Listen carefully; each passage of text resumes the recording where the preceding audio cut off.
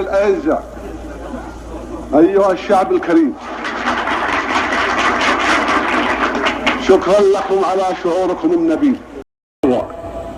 فأنا منكم وأنتم مني، أتألم لآلامكم وأستر لشروركم، الليالي لمصالحكم، وأضمي النهار إلى تفقد أحوالكم. أنتم مني كالجسد. ملك قام على الهداية عرشه، بنى فكان العز في بنيانه. الملك سعود والمدينة المنورة. سنسلط قليلا من الضوء عن ما قام به هذا الرجل لطيب الطيب. ولد الملك سعود عام 1319، أي في نفس السنة التي دخل الملك عبد العزيز الرياض، وتوفي عام 1388، وكانت حياته حافلة بالأحداث والإنجازات. شارك مع والده في توحيد هذا الوطن، وأصبح وليا للعهد قرابة 20 سنة، وكان أول ولي للعهد.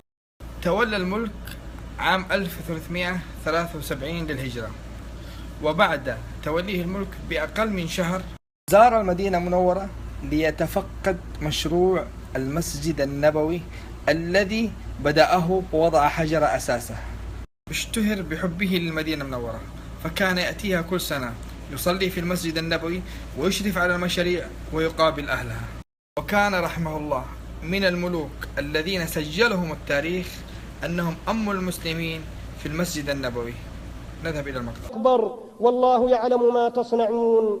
عباد الله، قوموا إلى صلاتكم، فهذا إمامكم الأعظم الملك سعود حفظه الله يتقدم فيصلي بكم صلاة الجمعة. تقبل الله منا جميعا.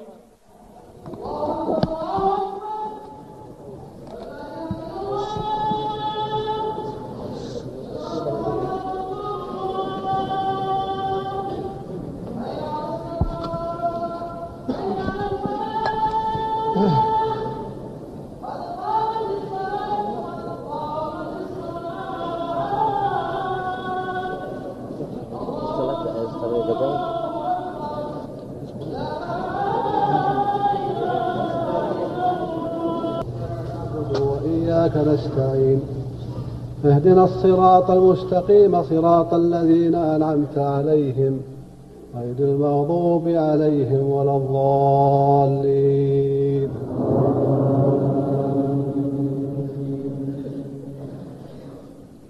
والشمس وضحاها والقمر إذا تلاها والنهار إذا جلاها والليل إذا يغشاها والسماء وما بناها والأرض وما طحاها ونفس وما سواها فألهمها فجورها وتقواها.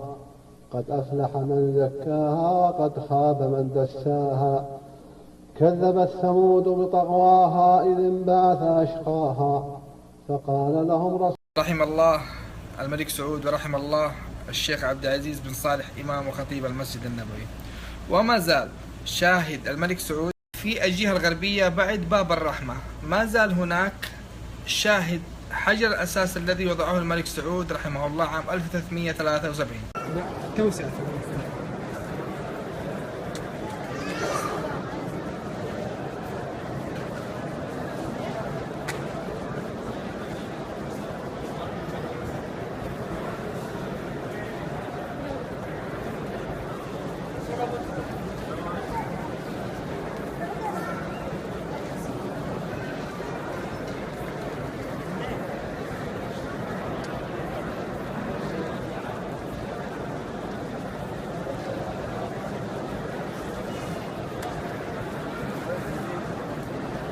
كانت هذه العمارة التي أشرف عليها الملك سعود وتمت في عهده كانت هي الأكبر بعد عمارة السلطان عبد المجيد. أود أن أضع ملحوظتين. الملحوظة الأولى أن الملك سعود قد أمى المسلمين في المسجد النبوي وفي الحرم المكي أكثر من مرة وفي عرفات أكثر من مرة. أما الملحوظة الثانية فإن توسعة المسجد النبوي في عهد الملك سعود كانت من الجهة الشمالية، وإضافة حصوة سميت الحصوة الثانية. بهذه التوسعة أضيفت 4 أبواب: باب عمر بن الخطاب رضي الله عنه، باب عثمان بن عفان رضي الله عنه، باب الملك عبد العزيز، باب الملك سعود. ذكرت المصادر أنه في توسعة المسجد النبوي في عهد الملك سعود تم إزالة أكثر من 200 منزل و100 محل، وبلغت المساحة الإجمالية 30,000 متر مكعب. تم تطوير المنطقة المركزية، وتم إنشاء عدة شوارع من باب الملك عبد العزيز إلى البقيع وميدان باب السلام، وأيضا باتجاه درب الجنائز. كذلك كما تم إنشاء طريق حديث من ميدان البقيع إلى طريق المطار عبر باب الصدقة في الشارع الغربي للمسجد النبوي. فقد أوقف الملك سعود رحمه الله بعض المباني الحديثة التي بنيت في المحلات للمسجد النبوي.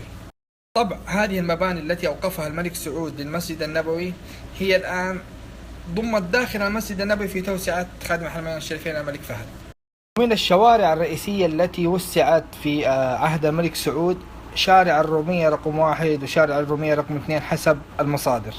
طبعا شارع الرومية يقع في الجهة الشمالية الشرقية من المسجد النبوي، وهو الآن داخل المسجد النبوي في توسعة خادم الحرمين الملك فهد. ازدهرت المدينة المنورة من ناحية التطويرية في عهد الملك سعود، فقد أنشئت الميادين: ميدان باب السلام، وميدان الباب المجيدي، وميدان باب جبريل. وأيضا تم تعبيد عدد من الطرق التي كانت مهمة في المدينة المنورة، مثل طريق قباء، وكانت أول زفلة في عهده. وطيلة عهد الملك سعود رحمه الله تم إنشاء العديد من المشاريع التطويرية والنهضوية والعمرانية في شتى المجالات. والآن أترككم مع هذا المقطع الجميل عن الملك سعود رحمه الله. ضروري من خلال تسجيلي للتاريخ الشفوي للمعاصرين للملك سعود فترة عصر الملك سعود، لمست من أولئك الناس حبهم للملك سعود، ولمست تقديرهم لذلك الملك العزيز على قلوبهم. أولا كان هناك تغيرات حضارية جذرية نقلتهم نقلة كبيرة جدا غير معهودة أصلا في عهدهم، مثل على سبيل المثال كان بناء الوزارات، التوسعات الكبيرة للطرق، التغيرات التي حدثت مع النهضة الحضارية والنفط وغيرها. أيضا كان هناك بناء الجامعات، حدث تغيرات لم تكن معهودة في عهدهم.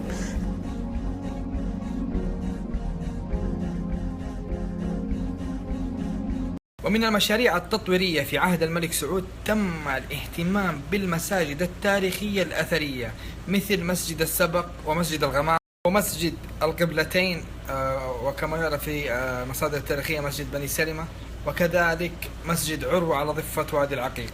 ومن المشاريع التعليمية تم إنشاء مدرسة النجاح ابتدائية بجانب مسجد السبق، ومدرسة قباء بجانب مسجد قباء. في عهد الملك سعود تم تهيئة الطابق الأول الذي أنشأ في عهد السلطان عبد الحميد لتكون مدرسة، وهي ثانوية طيبة.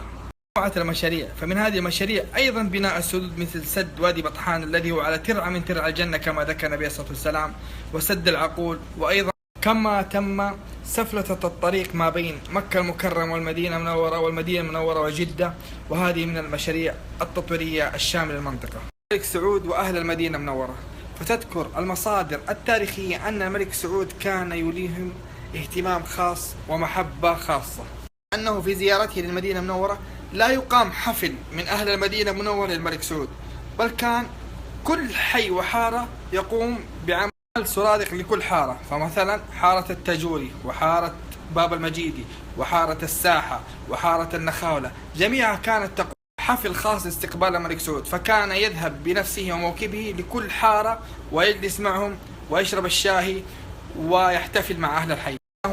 أقيمت حفلة المزمار ولعبة المزمار من أبناء الساحة، كذلك من أبناء باب المجيد للملك سعود واستمتع بها.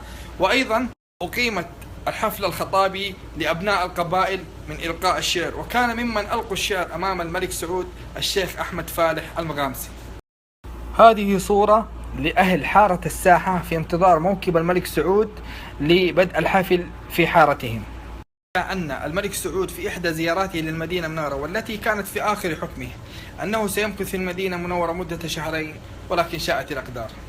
الحديث عن تاريخ الملك سعود يحتاج منا الكثير، وآخر ما قام به الدكتور سعود السلومي برسالة علمية وهي المدينة المنورة في عهد الملك سعود. من إنجازاته التي حرص عليها في المدينة المنورة في آخر عهده هي بناء الجامعة الإسلامية بأقسام وكلياتها، بل واستقطع من أرضه لها. رحم الله الملك سعود وإن شاء الله سنذكر في حلقات أخرى أكثر تخصيصا عن مشاريعه في المدينة المنورة. وفي الختام أقدم شكري للمنشدين عبد الله مبارك والمنشد محمد النعم، كما أقدم كل الشكر والتقدير للأخت نجد سلمان التي حرصت على تزويدي بالمقاطع التي قامت بها وإنتاجها في سيرة هذا الملك العظيم. وأخيرا أقدم الشكر والتقدير أيضا إلى ابنة الملك سعود سمو الأميرة فهد بن سعود التي تحرص دائما على إبراز تاريخ والدنا الملك سعود، تاريخ الملك سعود، وأيضا الحصول على الصورة النادرة لهذه الفترة الزمنية. سأضع حساب مؤسسة الملك سعود الآن أمامكم.